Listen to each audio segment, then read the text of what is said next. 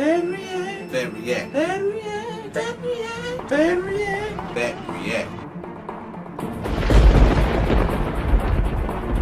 Hitting that play button. What's going on, YouTube? It's SC, the place to be. Chilling, Mr. Andy back with some more fan react. Okay, so last night they 2K22 put out Twitter say, yo, make sure you stay tuned for today because we're gonna have a ringside report which is gonna show you an actual match, actual gameplay. I know I've been calling, the cinematics of gameplay. No, this is actual gameplay, actually that we get to see. So I'm really excited about this thing. So I know I'm probably gonna react to it. I'm probably gonna do some breakdown videos of it. Y'all probably going to see the breakdown videos first because they're easier to do. I know for some reason I got quite clear on my computer. When it comes to rendering my reaction stuff like that, they've been taking longer. So I do apologize for that if you guys got this last opposed to first. So once again, I do apologize for that. But let's just get on this. Not enough said. Let's see what the matchup is. I'm curious. It's probably going to have something with Rey Mysterio in it, but probably Rey Mysterio Cesaro like it was the first time. So let's check this thing out, shall we? All right, hitting that play button. What's up, everybody? It's your boy Lionel Jinx. I am the creative director of the WWE 2K franchise. Lionel Jinx. And this time I'm not alone, y'all. I've got my homie with me. She is going to be with me along this journey, this ride. Christina, please introduce yourself. Hey, y'all. I am Christina DM Pham, art producer on WWE 2K22. And welcome to the inaugural episode of Ringside Report, brought to y'all by the teams at 2K and Visual Concepts. We're here to provide regular updates and deep dives into the many areas and features of WWE 2K22. And this year we're introducing the WWE 2K22 Ringside Reports, and you'll hear from Lionel and myself beginning now through the game's launch in March and after for the latest on DLC, patches, and other updates. And we're not going to be taking this ride alone because we're bringing the homies from the dev team with us. So come on, bring them on, bring them on. But before we dive into that, let's kick it off with a very quick conversation about visuals, because let's be real, if y'all take a look at WWE 2K22, you might see some massive differences from previous cycles. And that's the best looking game yet. Just a little pretty. bit. It's so pretty. Lionel, can you talk about how the teams approach production differently this time around, starting with the superstars?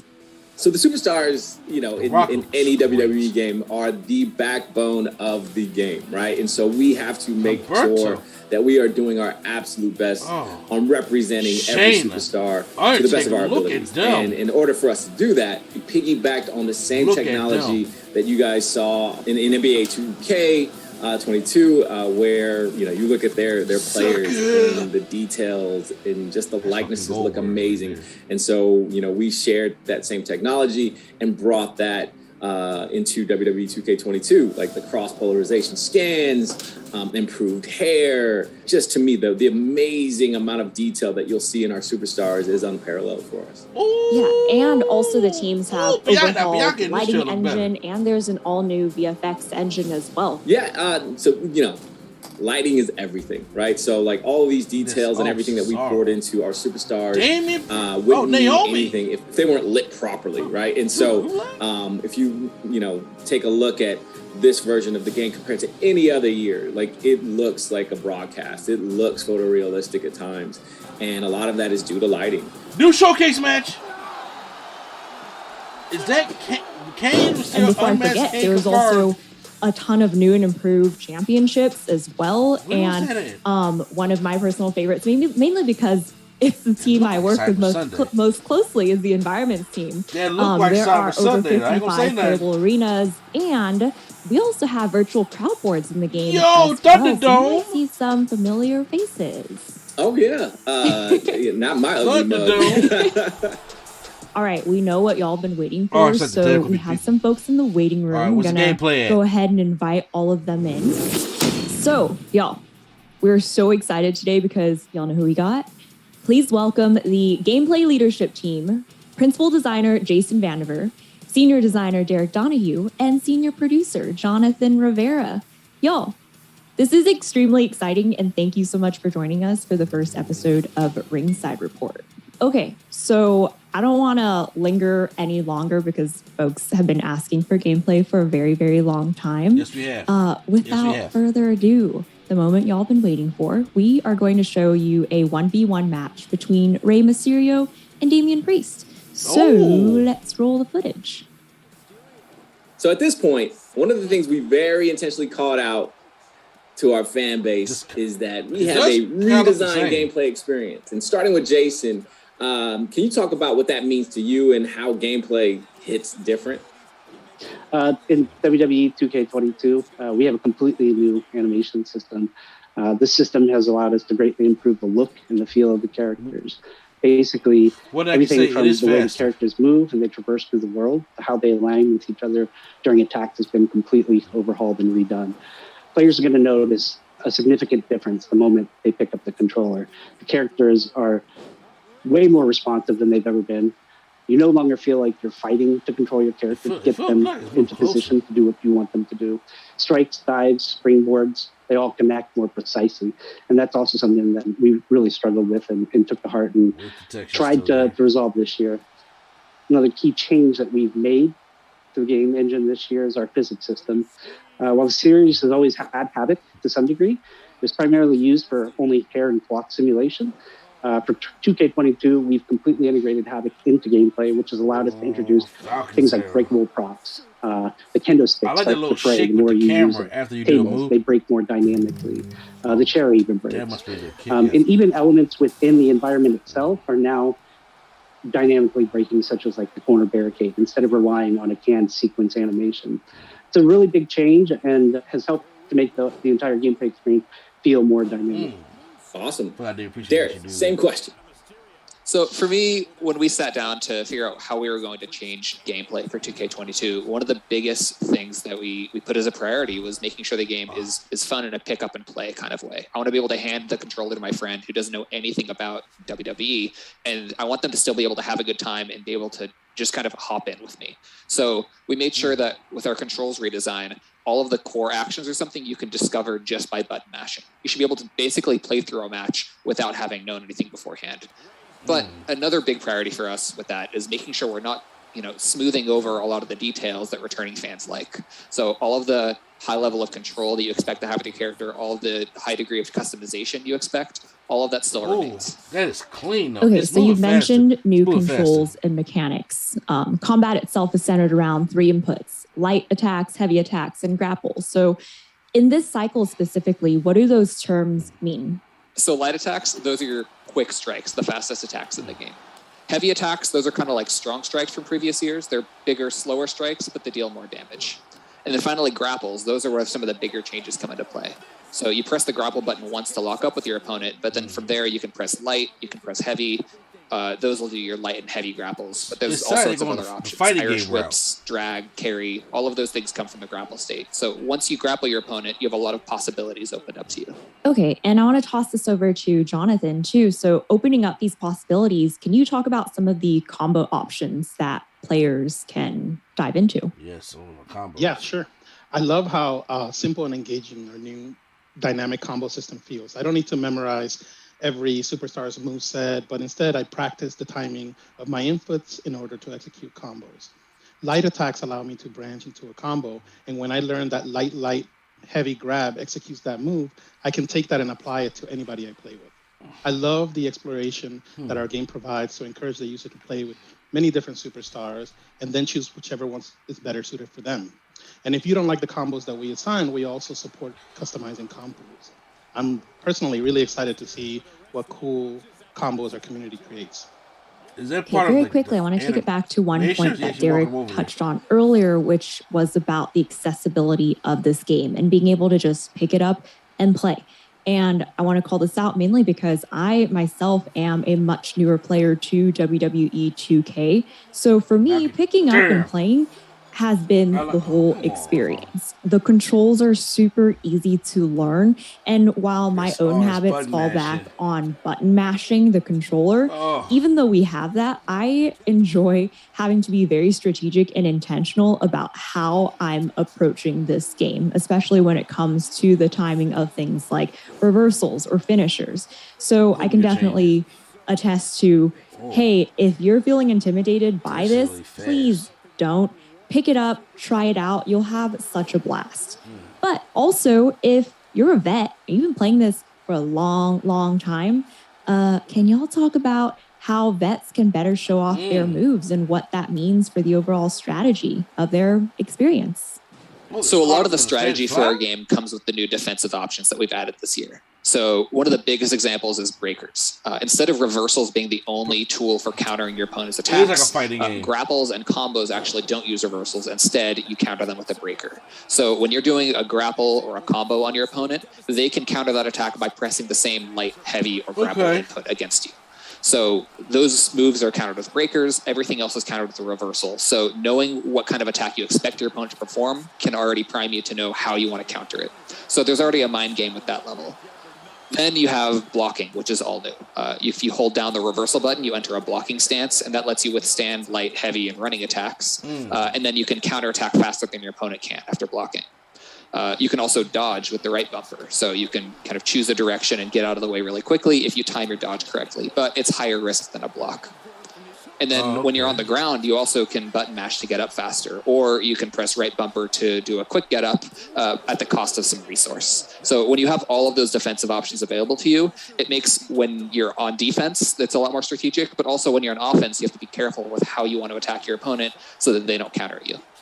So our community has been speculating about the HUD and like guessing like what these little glowing meters mean and all this stuff. Jonathan, I'm going to let you be the first to break this down. I heard break the news automatically. And let's dive into the HUD and give the community some clarity here. So our goal was to create a HUD that strips down all unnecessary aspects and simply gives the user the information that they need without distracting the user from the in-game action. So at the very top, you'll have the vitality meter, and this is basically your health bar. Below that, you'll find a special meter, which is a resource you want to spend to perform signatures, paybacks, or defensive actions. Finally, at the bottom is your finisher meter, where you can store up to 3 stocks. So there's one thing that's missing that I think a lot of people are like, where's the reverse stock? Mm-hmm. Can you talk a little bit more about the changes we made there? Yeah, sure. Yeah, obviously the biggest change that we made was removing the reversal stock from the HUD. We felt that 2K20's matches came down to how the users manage their reversal stock. We wanted to bring a bit more skill to a match by giving the users unlimited reversals, but making them a little bit more difficult to execute. In our internal matches with 2K22, we get wild swings and back and forth and a bunch of oh-so-close moments that we really feel make the match memorable. And in addition to that, we added a new stun meter that shows up on the characters when it's close to being filled. So we're really excited to show off our new HUD and for our users to play with all of the new additions and our streamlined approach. Can we still slide through, say on the bottom like usually one of the things that, at the end of the match where I'm like, in previous years or, iterations, once you basically knew once your opponent didn't have any reversal stock, all you had to do was hit your Sega finisher, match was over. That's not the case anymore, right? Like someone can just pull out like a reversal and this back and forth. And so Derek, can you talk about how strategy is incorporated into that part of this new mechanic? Yeah, so with reversals no longer being on a limit, that opens up a lot of possibilities for how your opponent can counter you, right? Like they could always pull a reversal out, but what about or if you're using format attack without the risk of getting a reversal or a breaker. Button mashing is back, so just y'all. On the stamina I bar, love it. It creates a whole new level of intensity in those tight matches. And I got to practice my finger strength on that just so I can beat everyone down when this game goes online. Oh, there you go. Oh, that pin is kick out. Oh, we won't there. All right, y'all. We can go on and on, but unfortunately we're out of time. So to close out, now that we're nearing the end of production, what are y'all looking forward to most for the game, whether for your own experience or with players specifically? Let's start with Jason, then Derek, then Jonathan. Matches. I'm really looking forward to seeing how My Rise turns out. We've been working so hard on gameplay that haven't really been able to look at the rest of the game. Those guys have been really really, really working to deliver an awesome, awesome story this year. And from everything I've seen, they're ready to deliver. You two, get in the ring. For me, it's the backstage. We gotta come about the completely redesigned backstage that I think people have only seen a small peek of. There's a lot of really cool stuff going back there, especially with the verticality. And for me, I'm super excited to see Rey Mysterio in our showcase mode, playing some classic matches that were recreated for WWE 2K22. So I think people are going to be really excited about it. Oh, that's dope. Awesome. Well, again, thank you so much for joining us for the first Ringside report ever for this cycle. Messed up. You didn't even ask me, Christina, like what I'm looking forward to. That's just messed up. It's going to leave me out. We'll take it back. We'll take it back. All right, rewind. Lionel, what are you most excited for? It's everything, right? Like, you know, I've been fortunate enough to like have my hand in, you know, every single cookie jar. And as you can tell, like this COVID weight ain't going away anytime soon. But yeah, like, you know, it's seeing, you know, what we're doing on the gameplay side and how that bleeds into Universe and how it bleeds into my Rise and my GM, my faction. Like it. Yeah. We've done so much in the time that we have, and I'm just super excited for everyone to get their hands on with it and just have fun. Like again, like just practice now. Practice your thumb strength because you're gonna need it. Your thumb strength already. Do thumb exercises, little thumb push-ups. Y'all, so that wraps it for our first Ringside report. The next one? Thank you to Jason Vandiver, Derek Donahue, and Jonathan Rivera for joining us. Sure. Thank you. Thank you for having us. Oh my God. Was I supposed to? You committed to the bid. Leave? No, I think that was...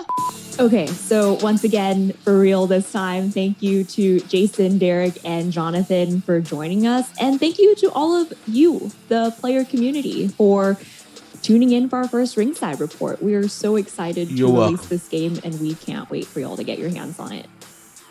Yeah, thank you guys so much for joining us, and thank you all for tuning in. We will talk to you all soon, and in the meantime, check us out on social media at WWE Games. Okay, bye. Peace.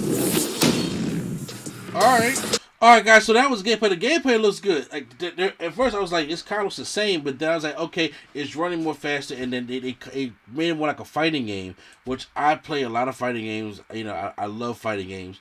So if you want to see me play the fighting games, go check out NC Level Up. But I was like, when I heard Breaker, the first thing I thought of was Mortal Kombat XL. And I was just like, them combo breakers or Killer Instinct. And I was like, okay, I see where they're going with it with this way. So it may not be everybody's stats going more of an arcade route type thing, but we got to see how this thing plays out.